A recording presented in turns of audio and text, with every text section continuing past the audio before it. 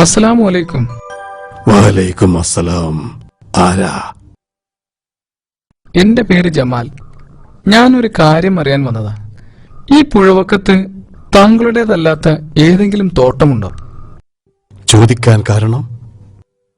പുഴയിലൂടെ ഒഴുകി വന്ന ഒരു ആപ്പിൾ എനിക്ക് കിട്ടി. ഞാനത് തിന്നു തുടങ്ങിയപ്പോഴാണ് അതിന്റെ ഉടമസ്ഥനെ കുറിച്ച് ഓർത്തത്. ഉടമസ്ഥന്റെ അനുവാദം കൂടാതെ ഞാനത് ഭക്ഷിച്ചു. ഈ പുഴക്കരയിൽ ഇതല്ലാതെ മറ്റൊരു തോട്ടവും ഞാൻ കണ്ടില്ല.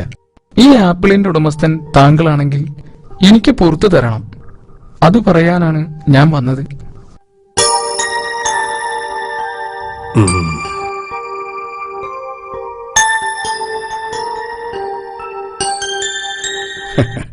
കയറിയിരുന്നോളൂ, നമുക്കകത്തിരുന്ന് സംസാരിക്കാം. ഇരിക്കൂ. നിങ്ങളുടെ ധാരണ ശരിയാണ്. നിങ്ങൾ എന്റെ ആപ്പിൾ തന്നെയാണ് തിന്നത്. പക്ഷേ നിങ്ങൾക്കത് പുറത്തു തരണമെങ്കിൽ ഒരു നിബന്ധനയുണ്ട്. എന്തായിരിക്കും? അനുവാദമില്ലാതെ എന്റെ പഴം തിന്നതിന് പ്രായശ്ചിത്തമായി താങ്കൾ കുറച്ചു കാലം എന്റെ തോട്ടത്തിൽ ജോലി ചെയ്യണം. ഇയാൾ പറയുന്നതനുസരിച്ചില്ലെങ്കിൽ ഇയാൾ എനിക്ക് പുറത്തു തരില്ല. അപ്പോൾ ഞാൻ അള്ളാഹുവിനോട് എന്ത് മറുപടി പറയും? ഇയാൾ പറയുന്നത് അനുസരിക്കുക തന്നെ. ശരി, താങ്കൾ പറയുന്നത് പോലെ ഞാൻ ജോലി ചെയ്യാം.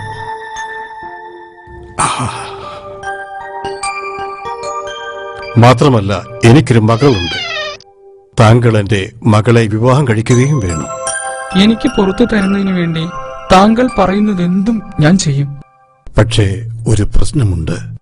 എന്റെ മകൾക്ക് കണ്ണിന് കാഴ്ചയില്ല. മാത്രമല്ല, അവൾക്ക് സംസാരിക്കാനോ കേൾക്കാനോ കഴിയില്ല. യാ അല്ലാഹ്. എന്താ, സമ്മതമാണോ? ശരി, സമ്മതമാണ്.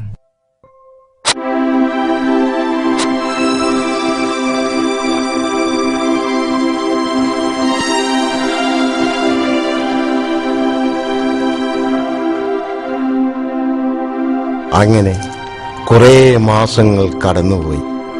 പാവം ജമാൽ, അയാൾക്ക് ആ തോട്ടക്കാരന്റെ അടുത്തേക്ക് പോകേണ്ടിയിരുന്നില്ല.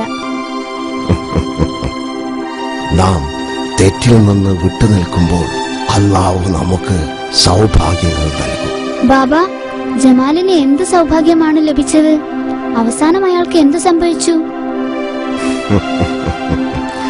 ഒരു ദിവസം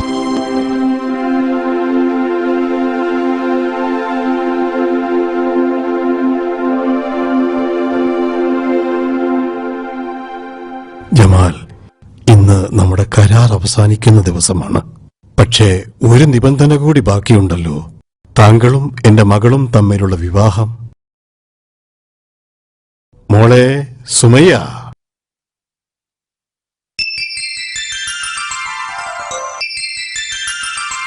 ഉപ്പ, എന്തിനാ വിളിച്ചത്?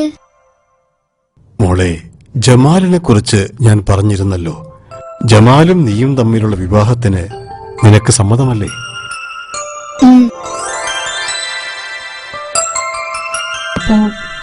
അപ്പോൾ നിങ്ങൾ അന്ന് പറഞ്ഞിരുന്നല്ലോ നിങ്ങളുടെ മകൾ സംസാരിക്കില്ലെന്നും മറ്റും. അതെന്തിനായിരുന്നു? മോനെ ജമാലെ, ഞാൻ ഉദ്ദേശിച്ചത് തിന്മയെക്കുറിച്ചാണ്. അവൾ തെറ്റ് കാണുകയോ പറയുകയോ കേൾക്കുകയോ ചെയ്യാറില്ല. എല്ലാം നിന്നെ പരീക്ഷിക്കാൻ വേണ്ടി പറഞ്ഞതായിരുന്നു. സുബ്ഹാനല്ലാഹ്. ഏതായാലും എന്റെ സമ്പാദ്യം മുഴുവൻ ഇനി നിങ്ങൾ രണ്ടുപേർക്കുമുള്ളതാണ്.